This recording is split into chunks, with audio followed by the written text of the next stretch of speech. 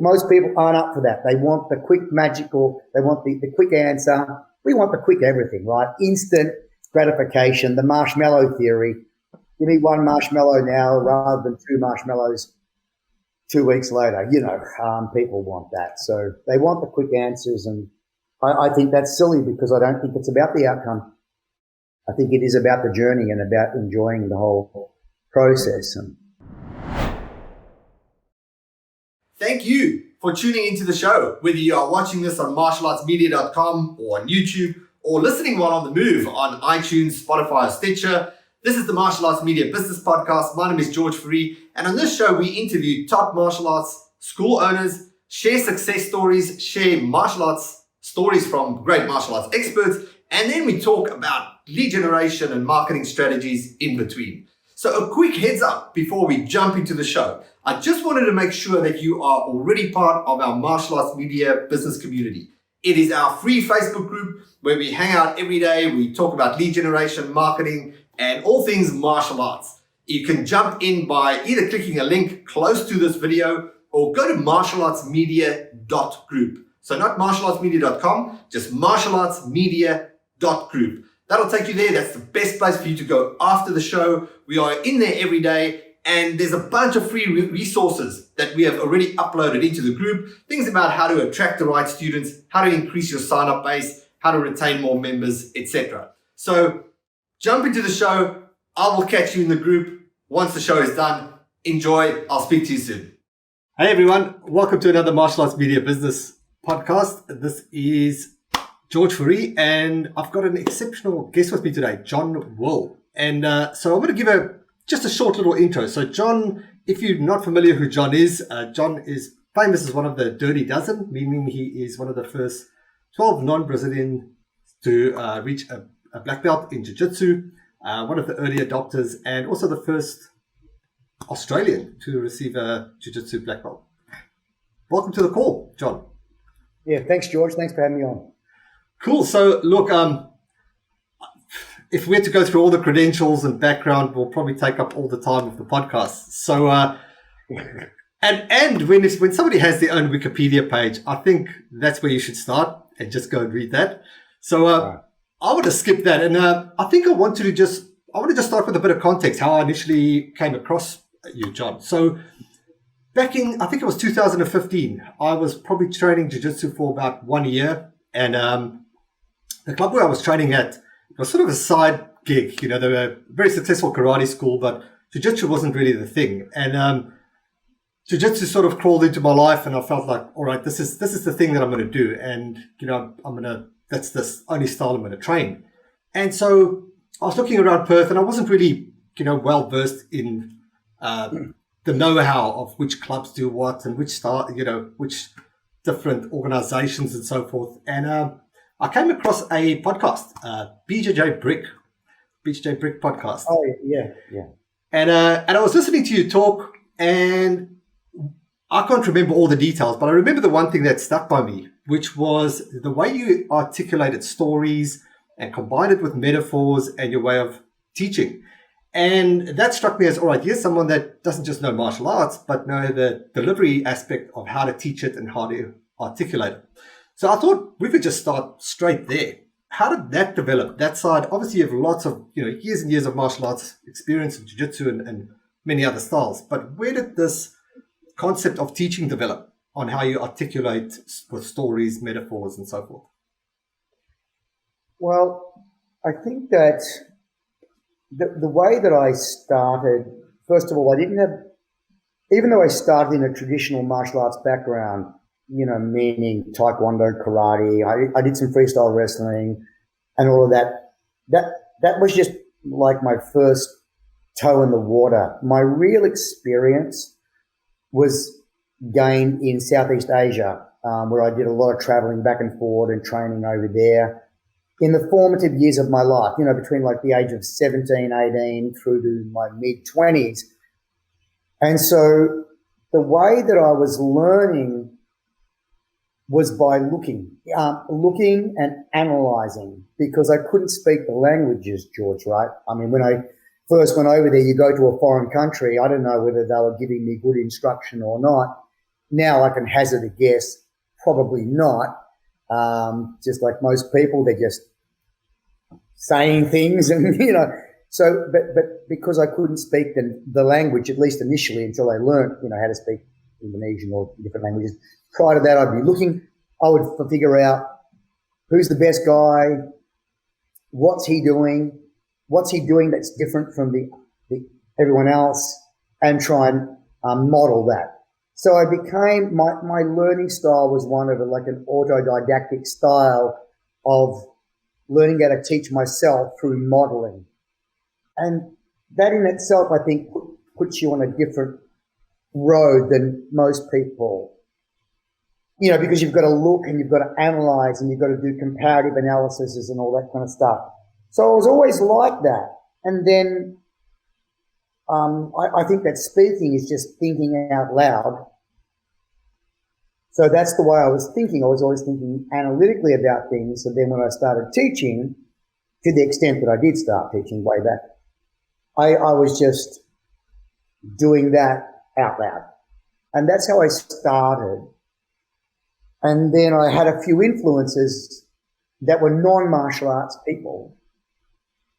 And I thought, wow, I would like to be able to sound like them and be effective in the same ways that they were being effective, but in martial arts, on the martial arts landscape rather than in the landscape that they were on. Robert Kiyosaki was one. Okay. I mean, nowadays people might know Robert Kiyosaki, the guy who wrote Rich Dad, Poor Dad, and the guy who's shilling gold and Bitcoin. But prior to that, way back, I'm talking 35 years ago, I met Robert. I spent a few weeks with him, and I was astounded. Like, I was really impressed by his communication style, teaching through analogy, gamifying lessons that he wanted to impart to other people. And I thought, wow, I'd like to be like that, but in the martial arts landscape. So that kind of got me going that way. And then I guess the short answer to your question is, so that was the beginning, the catalyst, if you like. I was always analytical because of where I started training in other countries, not being able to speak the language, so I had to be analytical. I was influenced by him and a couple of other people and thought, wow, they really do well in their own thing. I wonder if I can do that in my own area of interest, martial arts. And then the next thing, so I combined those two things. So every time I took a class, I would debrief myself with notes. If I said it this way, I got that result. If I changed it around a little bit, I got a different result. So I debriefed myself for probably 20,000 classes. Wow. And I stopped doing it. That's how I kind of developed my own teaching style. All right. So it's a lot of fine tuning and refining, because what you're mentioning here is you're actually debriefing every class and being very analytical about the approach, really a refining process over the years. Yeah. Yes. Okay, cool. A couple of things that you touched on, and I was at your seminar a couple of days ago at a Metcalf gym, at Amma Gym here in Perth, and a couple of things that you said that really resonated with me. And one part I'm trying to listen for the Jiu-Jitsu knowledge, and the other things is that really struck me. One thing that you mentioned was talking about a black belt brain and talking about how you develop as a martial artist, as a black belt, and how it's kind of surprises you that people don't apply that all out in business. I've used a fraction of that analogy before when we work with martial arts school owners, just about growing their schools and really tying that back. Well, if you really, if that's how far you get with your art and you develop that as a mindset, then why is it not being applied elsewhere in business? Yeah. In business and in life. So I want to ask you, John, where do you feel that people actually get stuck, that they're not making this a way of life in all aspects of life? I think it is it's strange to me, George, that people don't. I can't relate to that very well because I can't see how, if you do something here and the approach you take here works for you, then I just do not understand why that you don't take the same approach everywhere else. I don't get it. I was always that way. Well, it's just a matter of how much time you allocate, in my view. Meaning that if you take an approach to something, growing potatoes or, designing houses or doing jiu-jitsu or cooking, and it's working for you, like if you're methodical with your cooking, you go, well, I want to learn to cook. I'm interested in how to do that. So I'll find some people who are really good at doing that, and I'll do what they do. And they have a recipe. And so if I follow his recipe exactly, I should get something pretty similar. So to me, that's like an absolute no-brainer. Why would I try to reinvent the wheel? Why would I not do that? Follow the recipe. So when I see people trying to bake a cake, to pursue the analogy further, the recipe has 8 ingredients mixed in this order, but they can only bother using 5 ingredients and not using the same order. I do not understand why they do that. It is absolutely beyond me. Worse, they expect or complain that they don't get the same result as that person when clearly they're only using 5 out of 8 ingredients. I don't understand. So I don't know, like why people don't do it. They have people are delusional. Like a lot of people, clearly, when you look around the planet as a species, human beings are very, very happy to delude themselves at every turn. And to think that we can get this done, but without doing the same work as the person we're trying to model, is kind of delusional. It's magical thinking. Perhaps that's what it is. And human beings, as we can both well imagine without drilling down too much, are awesome at magical thinking. Like we are masters of bullshit, and convincing ourselves that, all these untrue things are true because it makes us feel better. And if I want to, apply that same magical thinking to baking a cake, look, I can make the cake without.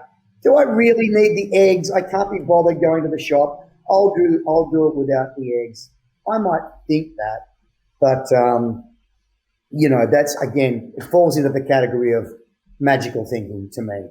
I think the black belt mindset, if you and I are going to call that such a thing, to me, it's very personal. It's different for every black belt. Who am I to make a statement about what that means? But for me, what is a black belt in BJJ? What is a black belt mind? How is that different from a brand new white belt mind? I don't think it's got much to do with the amount of techniques you know or don't know. I don't think that's the thing. Because some black belts know 1,500 techniques and other ones might only know 300 techniques, but it's not it's about how you view whatever techniques you know. By the time you're a black belt, you want to, in my view, have developed an appreciation for nuance and detail. And you realize that small nuance, small details can make a giant difference to things. And that's something as a beginner you don't realize. You're just looking for the big things. And then as a black belt, you realize that by having your fingers that way or pushing that way, it's a big difference in outcomes. So that's what I mean when I say a black belt mindset. Someone who's developed a palate for nuance and detail. Like coffee, What's the difference between someone who's a great barista and someone who doesn't know how to do it? They have developed a palate for coffee. Yeah. And that's something that takes a long time to develop. With that kind of mindset, if you can have an appreciation for nuance and detail and the importance of nuance and detail, and it's how relevant that is to outcomes, then it should occur to everyone that the same thing applies irrespective of the subject matter. If we're growing vegetables, I still need to figure out what are the small little things that my grandma does to grow a tomato, that she gets an outstanding result. I don't. I've got to do all the things that she's doing, not just the convenient things that she's doing. Dig a hole, throw seeds in, cover it up, water it. That's the convenient stuff. What are all the little inconvenient things that she's doing, but they make a big difference in outcome? I think most people aren't up for that. They want the quick magical, they want the quick answer. We want the quick everything, right? Instant gratification, the marshmallow theory. Give me one marshmallow now rather than two marshmallows 2 weeks later. People want that. So they want the quick answers, and I think that's silly because I don't think it's about the outcome. I think it is about the journey and about enjoying the whole process. And as a dad and having a teenage son, I think that was one of the hardest concepts to actually get across to my son. When I'm taking music, for example, I used to play drums when I was a kid, and I remember trying to learn and getting this tape cassette of Enter Sandman, and I've never seen somebody sit in front of drums, and I'm like trying to figure where my arms go, and I'm listening and I'm rewinding and forwarding. And when my son started playing when he was 4 years old, at the time when he was enjoying it and playing it, it was YouTube and it was there, and the outcome is already achieved visually. So the hard work almost feels unnecessary. And I think that takes away a lot of resilience in kids, that it's just, they don't see the work, the outcome is already visible. But on that, so on the topic of black belt mind and talking about recipes and I guess what it really comes down to then is habits and problem solving. Do you have sort of and I don't want to put you on the spot, but do you have sort of a recipe in mind or something that, that you have developed, that if you took on a new skill, or whether it's in investing or just anything other than jiu-jitsu, that you have this methodology of how you go about approaching things? Well, we have a big advantage nowadays, of course, as you just alluded to, YouTube, and we've got so much information that, we didn't have when we were, kids. We didn't have that. So that's both a good thing and a bad thing. Yeah. So, but at least I'll use the good thing. So I will tend to go out and find out, I'll try to get the big picture first. If I'm going to build a puzzle, like a jigsaw puzzle, I want to see the front of the box, because I want to see what am I trying to build here. So that's something that is kind of important. I remember doing that experiment way back. I've got a bunch of jigsaw puzzles, got a bunch of people all divided up. I gave half the box in the jigsaw puzzle, the other half just the same puzzle but in plastic bags. Click, stopwatch, go. I mean, who finishes the puzzle? The people that know what they're building, and the other guys are still trying to figure out it's three ducks in a pond. They're clueless. So the first thing I always try to do is I try to take a macro view, step back. What is it? What's the big picture? And YouTube's awesome for that. You can do that. So I try to get the big picture first. Okay, I'll give you an example. So something more concrete.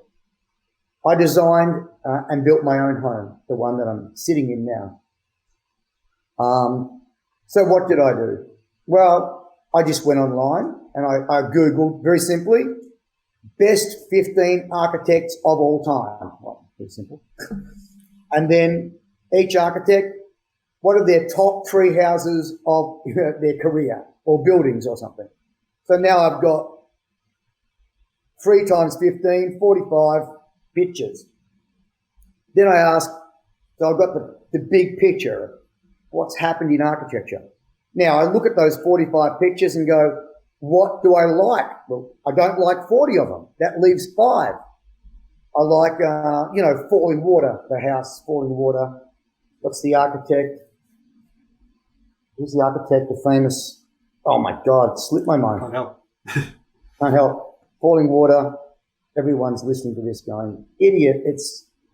Anyway.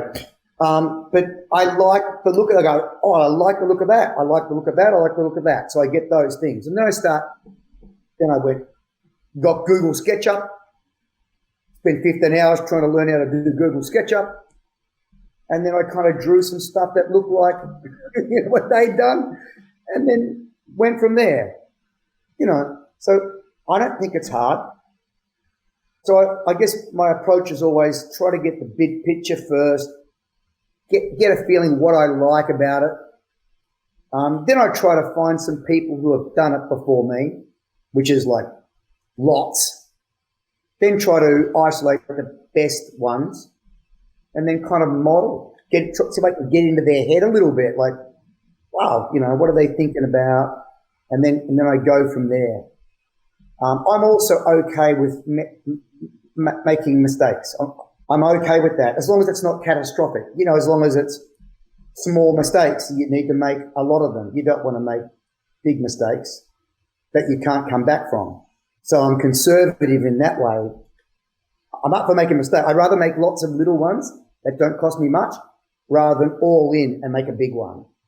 Investing in cryptocurrency. Put 1% of your portfolio in and make as many mistakes as you want. And then when you figure it out, then put in another 2% and you're good to go, right? You don't go all in. Like, I mean, every now and again, someone goes all in, but then someone picks the time right, gets it all right, and they do exceptionally well. And we hear about him. And we hear about that guy because of what's it called? Survivor bias. You don't hear about the other 99 who went belly up. So I'm much more fearful, and I'll go all in, but with 1%. You know what I mean? Yeah, perfect. Yeah, perfect. So I've got, I guess if I had to break it down, what I got from that big picture, get a clear understanding, find out what you actually want out of this thing, like what do you like, boil it down into who can you model, and then look for the little attention to detail, the nuances. And, yes, exactly, yes. And I guess the last thing, which is always the thing that no one does, is take action. Take action and do it. Yeah. Yeah, and the reason why I don't feel a problem, like I don't seem to have a problem with pulling the trigger or taking action, is I actually enjoy that process that we just talked about. That's the fun for me. That is the fun. Like the outcome isn't. I'm not waiting to move into my house to enjoy it. I'm not waiting to take the trip to enjoy it. I enjoy the planning of it, of the hike or the whatever it is. And I enjoy sitting down if it's about, Bitcoin or it's about whatever it is. I enjoy the process of that thing we're talking about. I actually like that. I like that bit. It's almost like, it's a bit of a letdown when you get it done because that process is, in a way, ended. The fun is the training to black belt. The black belt shouldn't be like, I'm not having fun until I get the black belt. That's depressing. That is depressing. It's like, well, anyone who's like that will never get it because it's just too difficult. That is the fun, So therefore, yeah, I think you enjoy the whole thing. I enjoy learning. And I enjoy learning about new stuff, and I enjoy that like uncertainty, trying to figure it out, trying to put the bits of the puzzle together to sit back and see the picture. It's not that it's all miserable until then. Oh, it's done, beautiful picture, 2 ducks in a pond. Like, no, the fun is doing it. Yeah, perfect. I think something that you said on Sunday that goes well with that is, in a way, there's no such a thing as a bad position in Jiu-Jitsu, meaning that you can put yourself in situations where you're going to make mistakes and be vulnerable and still move through it.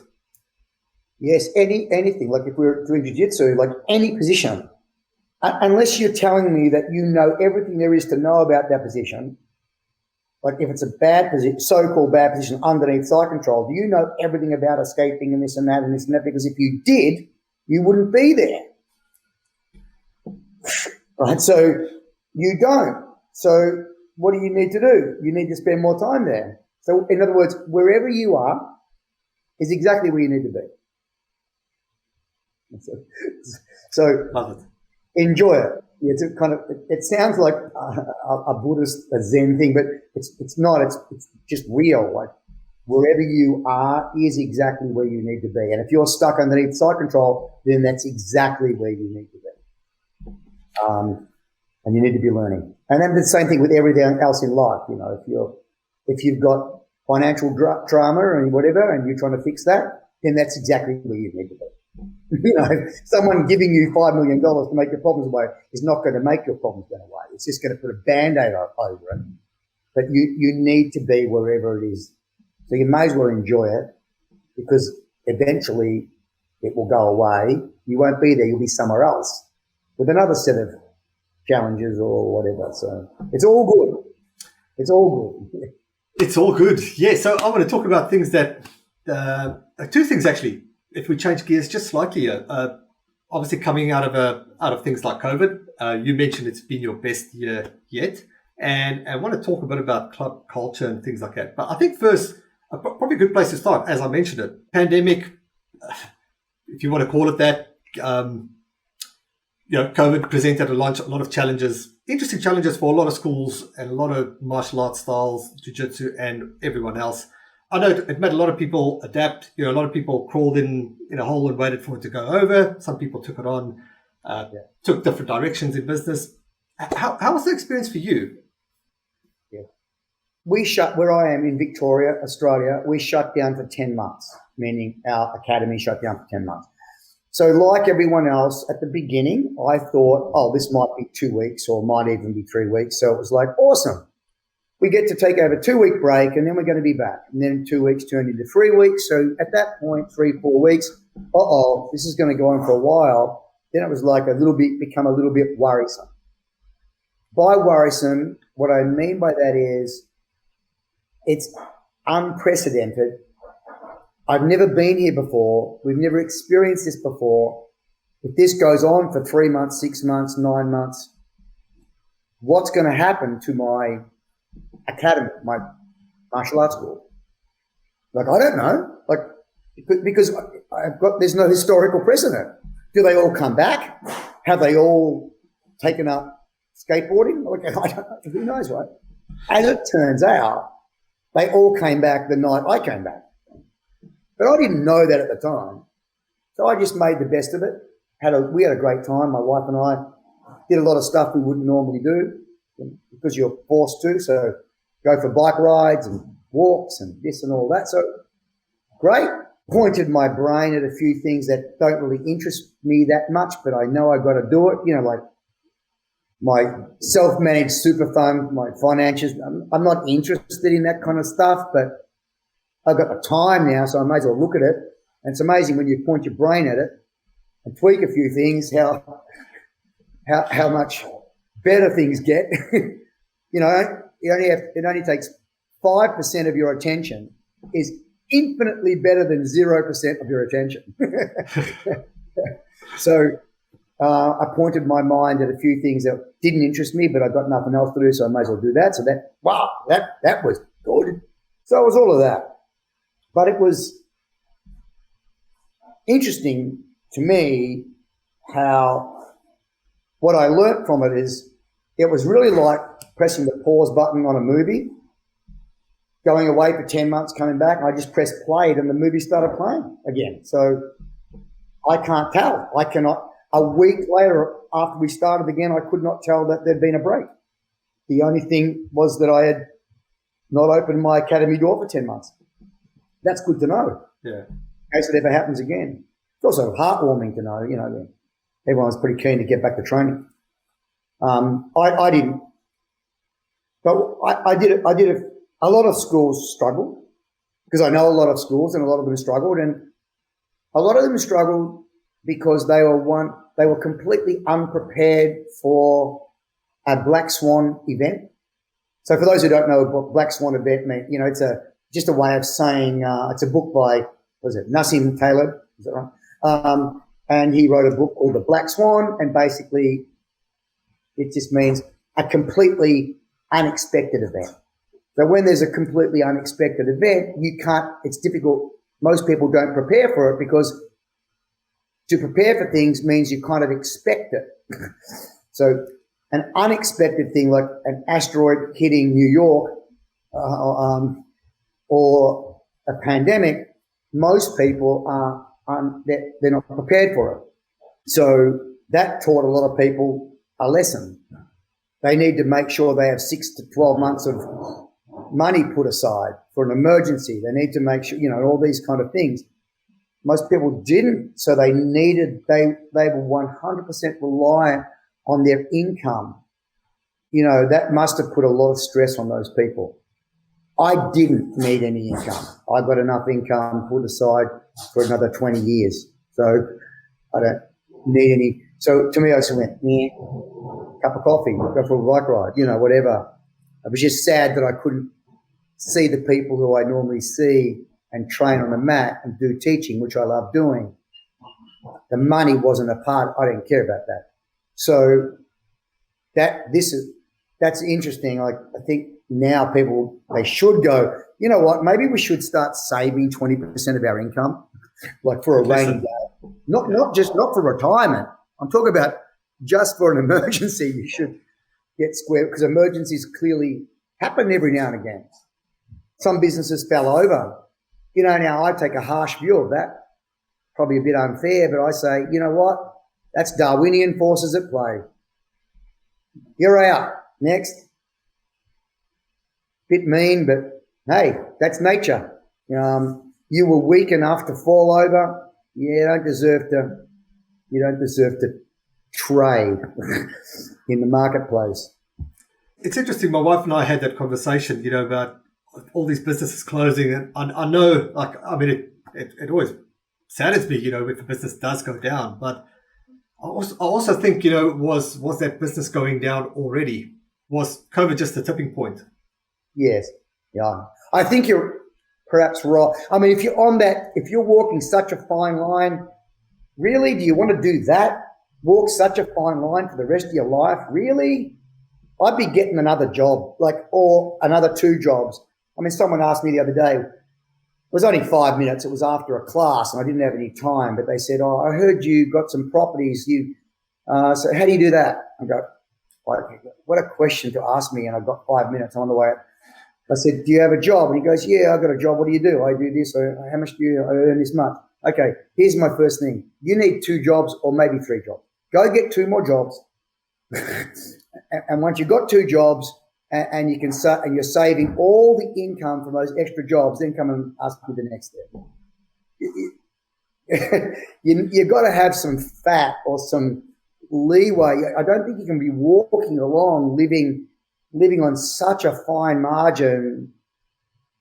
That's not a great way to do life, I don't think, because the slightest little earthquake and you're dead. I used to call it, what I used to call it, George? A bug on a leaf. So Bug on a leaf. A bug on a leaf.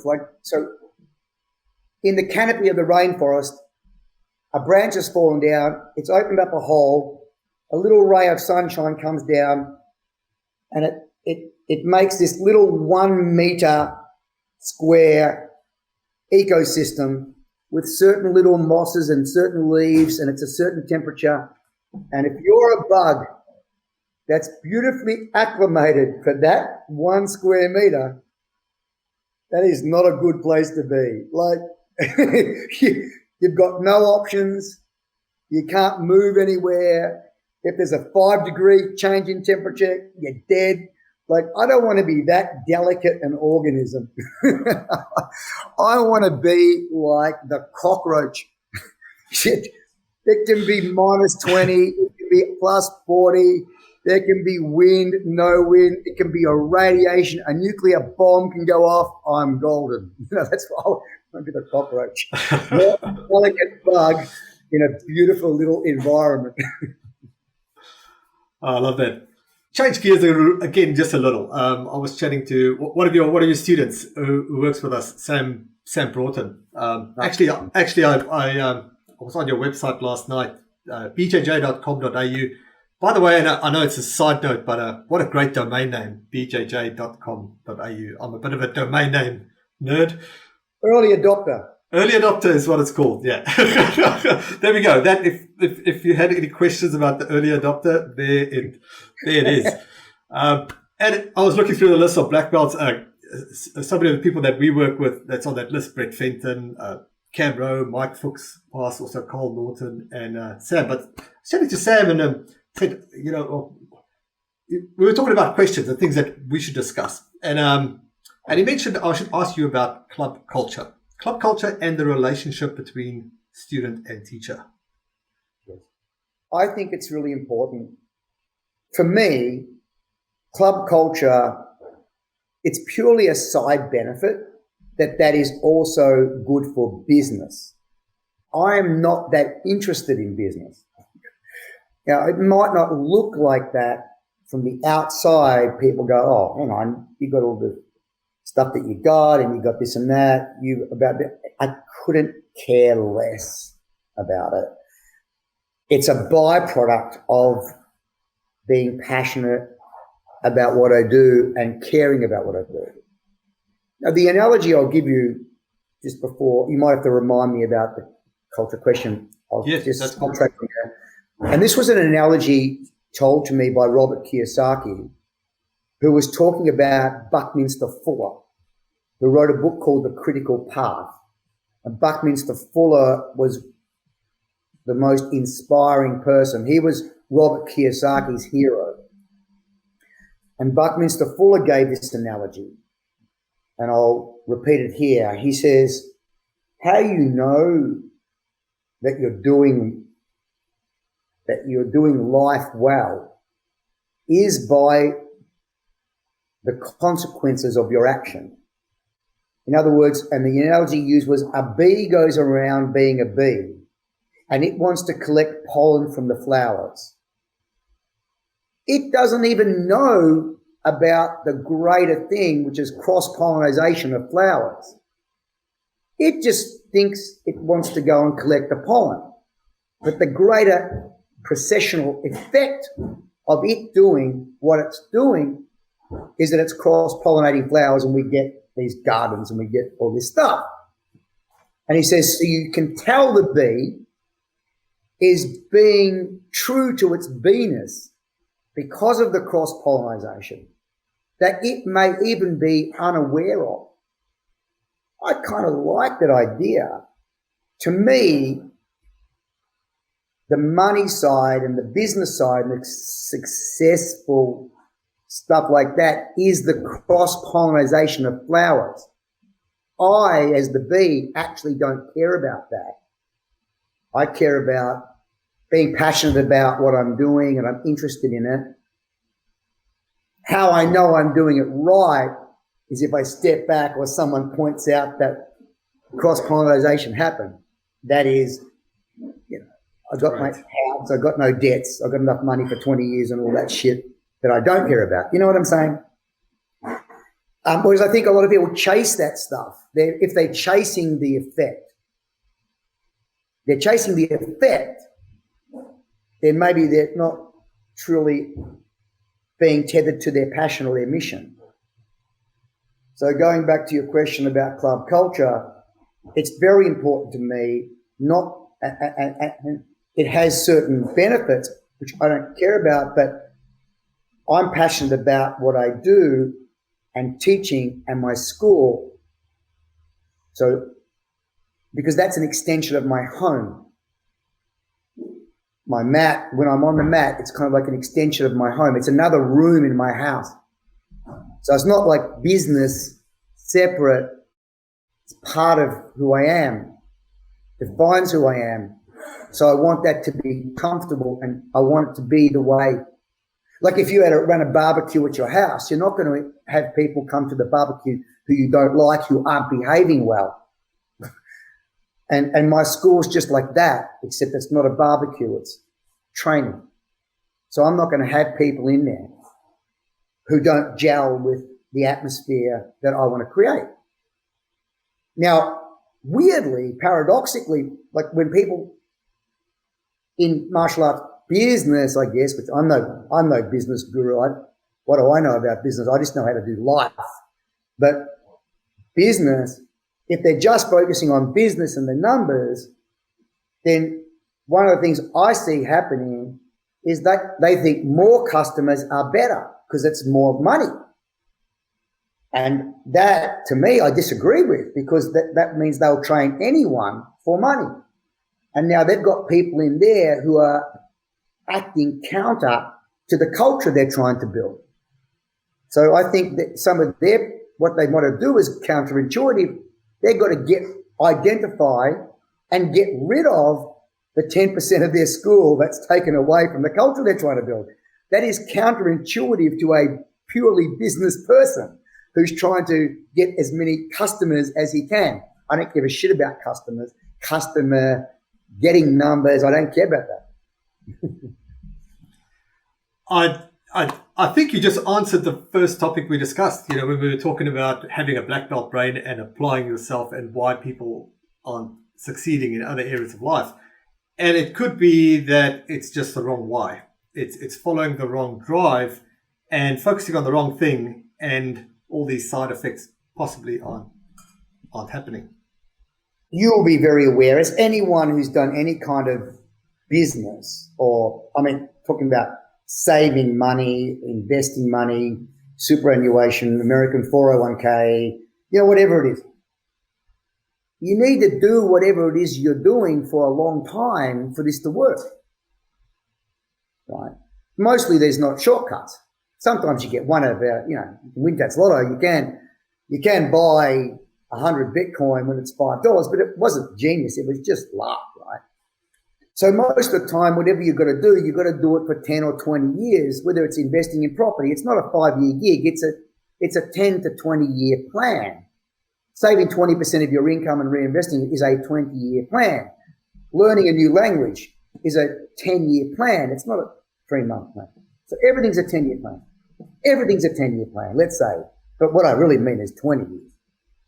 But if everything's a 10-year plan, our approach has to be the kind of approach that I can sustain for that long. So there's even another reason why I want to be very careful about the way I approach it. I have to be happy with it so that I can keep doing that for the 10 or 15 or 20 years it's going to take to get these peripheral benefits from it. So, you could do all these business. I remember going to America a lot way back, and some of these martial art conventions and stuff, right? Where it's all business tricks, how to do business tricks. To trick people into joining your school so you can make a lot of money. All these suits walking around giving lectures about business tricks made me sick. One, because none of them, I wasn't impressed with any of them as martial artists. So there's that. And the second thing is, how long could they do that for before they wanted to just woke up one day and wanted to shoot themselves in the head? And some of them did. Because they're not really, they're just doing tricks, and they're not connected to their purpose and passion. They're too busy learning the tricks. I think you've got to take it sounds all green and stuff, but you've got to take a sustainable approach to whatever it is you're doing. Because if you take a sustainable approach, you'll be happier as a human being. Your relationships will be better. You'll be a better person. And you'll be able to do it for 10, 15, 20, 30, 40 years.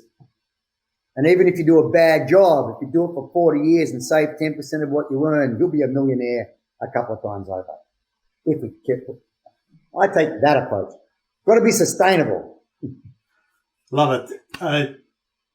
John, I want to be conscious of your time. I've got one more question for you. I so resonate with the tricks because, what got me into working with martial arts school owners was the fact that there was a business model where it comes from passion and drive and something with some essence. And coming from that online marketing space, it's a place full of hype and tricks. It was never there when I started working with martial arts school owners, but I was sorely disappointed when it started to creep in. And I'm very against that because it's tiring and it's not sustainable. Chasing tricks means your business is chasing tricks, but it's kind of what we spoke about in the beginning of not being resilient and working on the things that actually brings results over time. It's dabble here and dabble here. And like I always say to my clients, just put the horse flaps on and work your plan, do your thing. Do all these things that all these American people do. I don't do those things, but I've got a waiting list of 103 people to join my school. I don't do the tricks. What I do is I do my job well.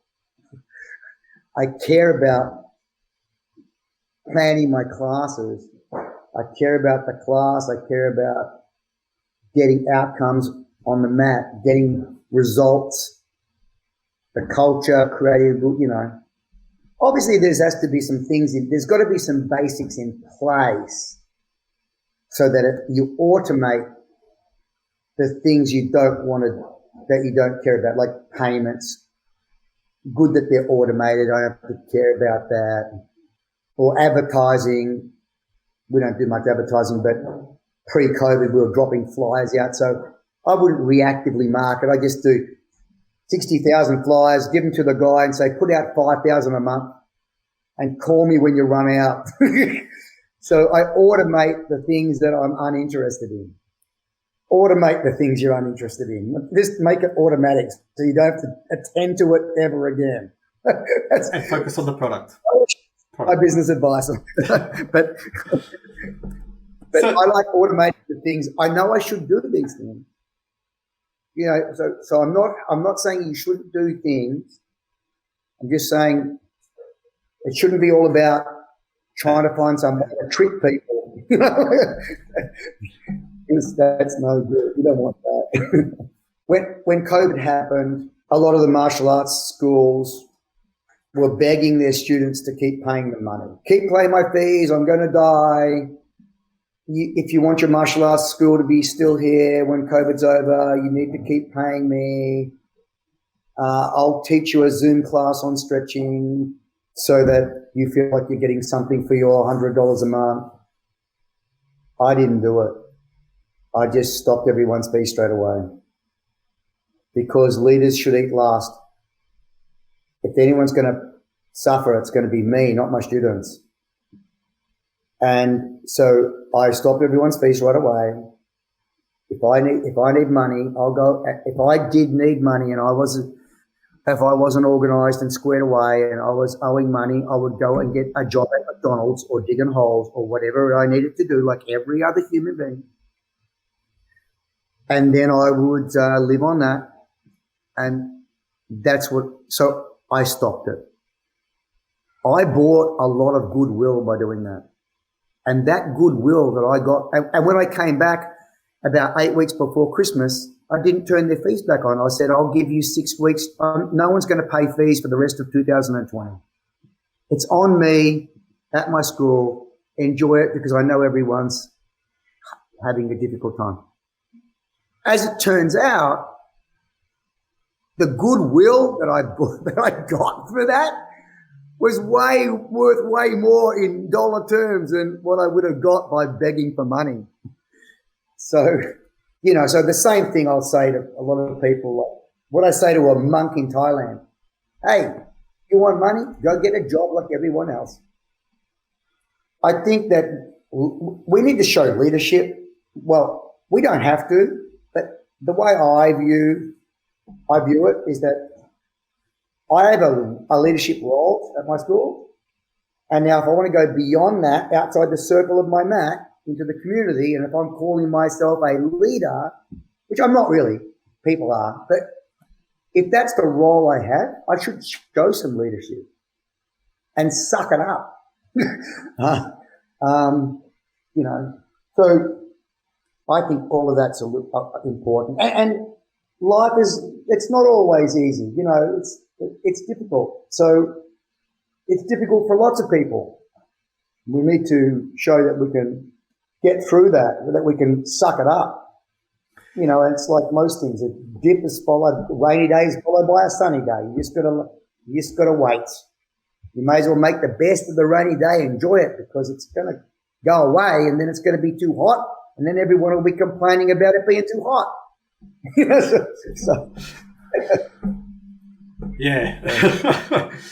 Yeah, I got to admit, John, because I remember you sharing that post about shutting down and everything, and I got to admit I was on the two sides of it because I had a lot of clients that I was concerned about, like if you do that, you might not be here in 2 months, and I remember I had an event planned in Perth for over the weekend, and that's when we realized COVID is actually a thing. It's actually a thing. Like, I ignored it for probably the longest, but then I realized, all right, this is probably serious. And I was with my wife, and I said to her, look, I'm going to go down to the office, and I'm a martial artist. I've not run a school, but I've worked with martial arts school owners for as longer than I've done martial arts. And I thought if there's one thing that I could probably bring to the table was my knowledge of running a business online, and can somebody get something out of that they can provide value through their membership that's not on the mats. If the vehicle of the mats is gone, that it can be done online. So I put together this thing, and I gave it away for free, and I just wanted to make sure we could help. And looking back at it now, some guys did, mostly the Jiu-Jitsu guys did exactly what you did, shut completely and kept things going for free. I think the karate guys, the taekwondo guys had it a bit easier because Zoom is a bit easier. I've got guys in the UK that are still running their Zoom classes, and it's become a thing. But it's interesting to look back because a lot of guys that did go one path did it successfully.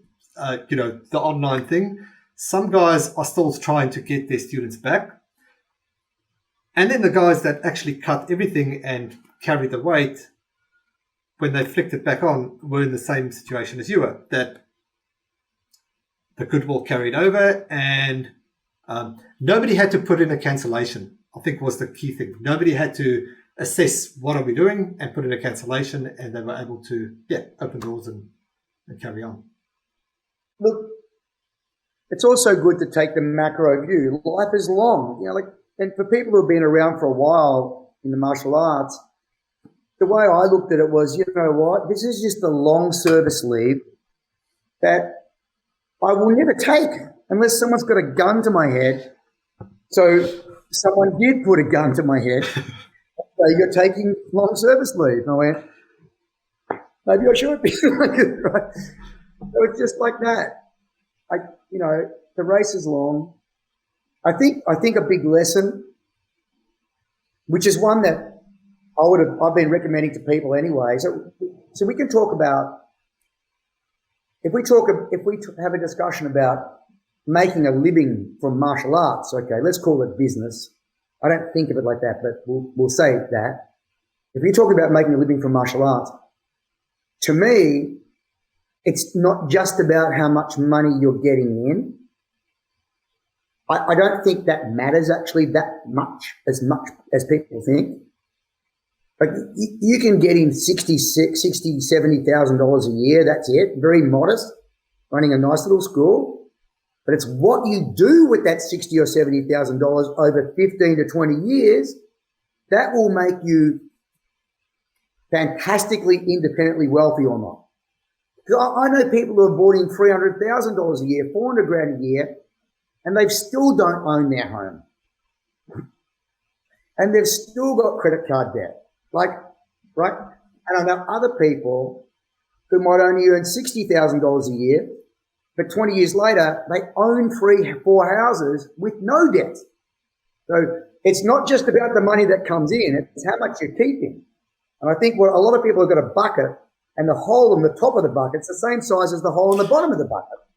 And they're wondering why the day after the rain stops coming that they're dying of thirst. I mean, guys, you need to learn how to plug the bottom of the bucket, and even a little sprinkle of a rain, meaning the income, will see you with an excess of water. So you can't just concentrate on making money. You've got to look at your lifestyle, maybe tune that a little bit better, and then your investment strategy, maybe tune that a little bit better, and create a self-managed super fund so you're not going to get taxed. Now you've saved 30% right there, and do all these little things and not put all of your attention on, I need another customer. Because we've earned, what do you call it, a modest amount of income. It's never been unbelievably good. it's not been hundreds of thousands of dollars a year. Plenty of people earn that. We haven't. But, it's easy to accrue millions of dollars and have no debts if you just put it in the right spots and learn a tiny bit about self-managed super funds, 401ks, or, in America, IRA Roths. And I'm not talking about BFCS, just spend half an hour a week and do that for a year and you'll be ahead of 99% of the planet. So there's that. Read The Richest Man in Babylon and then just double it. Yes. I believe this is what you should do, like not 10%. You should save 100% of one of your two incomes. Nice. Get two jobs, or get your wife's got a job, or you've got a job, or work two jobs, suck it up and save 100% of one of those jobs. And just do that for 5 or 10 years and you're way ahead. But people don't want to do it. Like, patience and resilience. Yeah.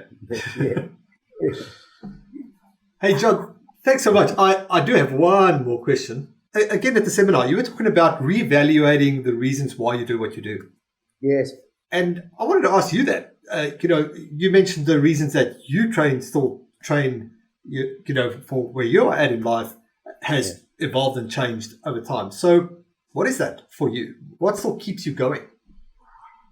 So when I started, it was about, if you really dig in, it was probably about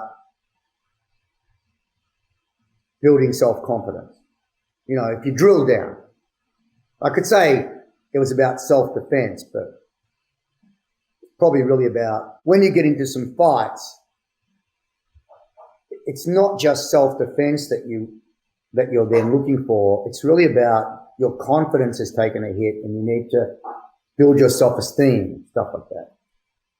But people can say self-defense, but unless you're getting into like a fight every week, you're only getting into a couple of fights a year, say, which most people aren't even doing that. But say it was a couple of fights a year because you're the kind of personality that can't take a step back, let's say.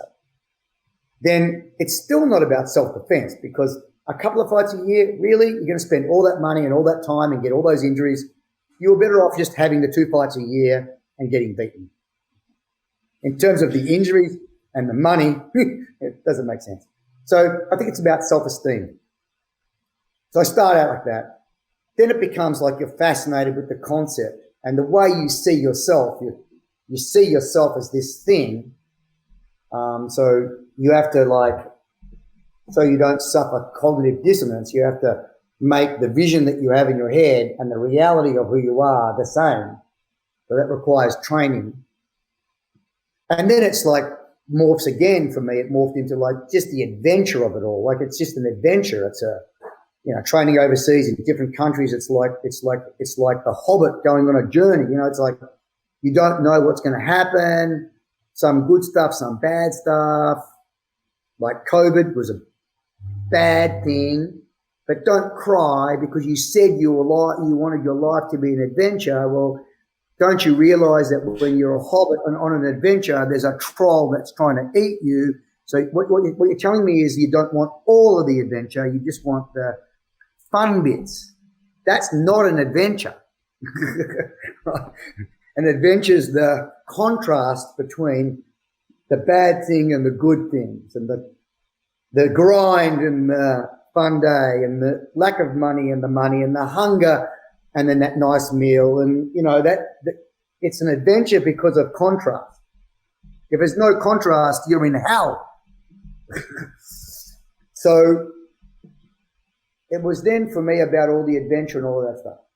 Now it's not so much like that.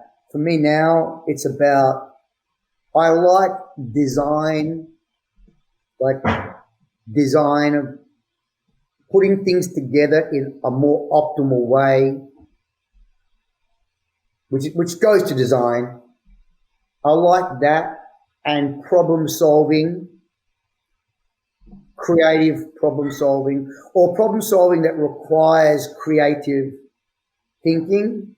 I like that stuff. My martial arts practice is a vehicle to just keep that part of my brain, training, like keep it keep it active. I like doing that. And for me now, it's much more about that and leaving, it sounds a bit weird, but leaving a good footprint,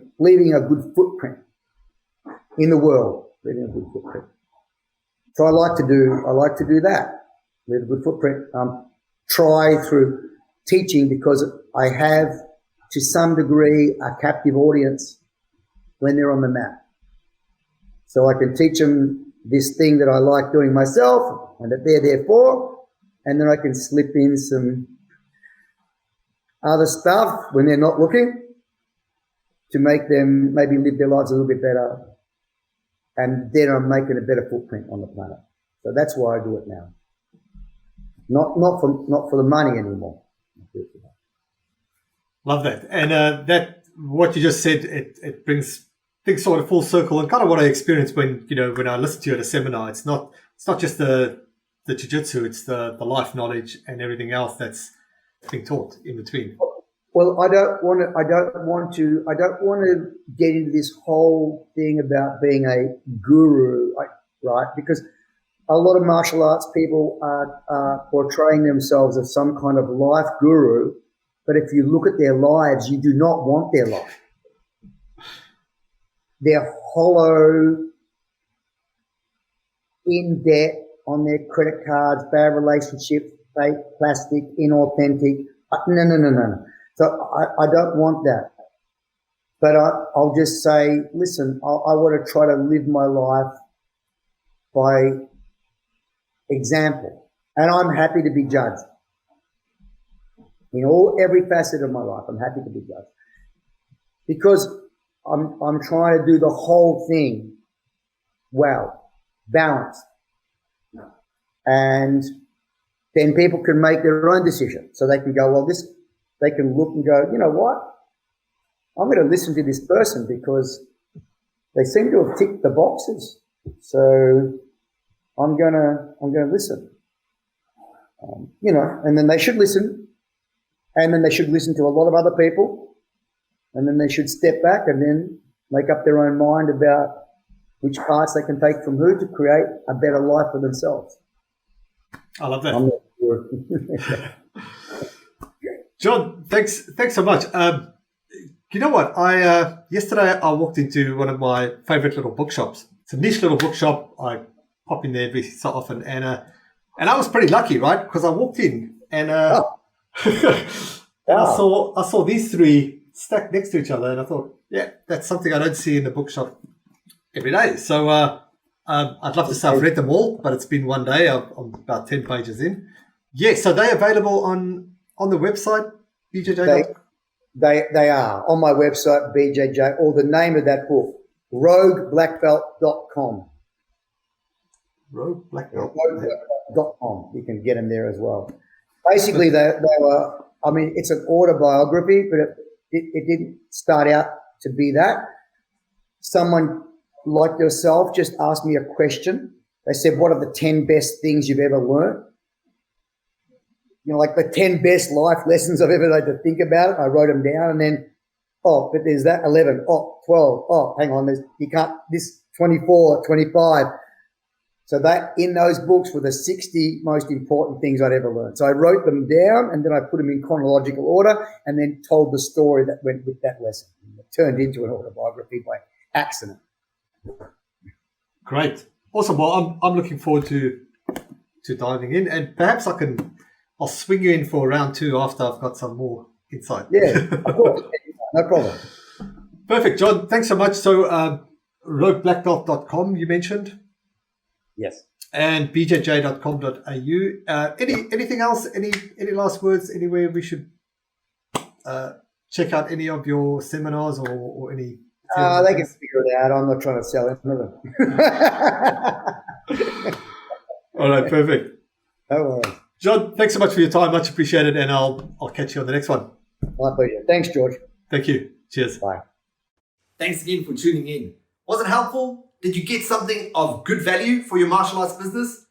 Then please do me a favor and let us know. Leave us a comment wherever you watched or listened to this, or just head over to iTunes and just leave us an awesome review. That way we'll know that we are on the right track and we'll keep bringing you great shows with great interviews, sharing great strategies and tips. So if you haven't yet, now's a good time to head over to our group, martialartsmedia.group. That's the Martial Arts Media business community. I'll see you in the group, and I will see you on the next show.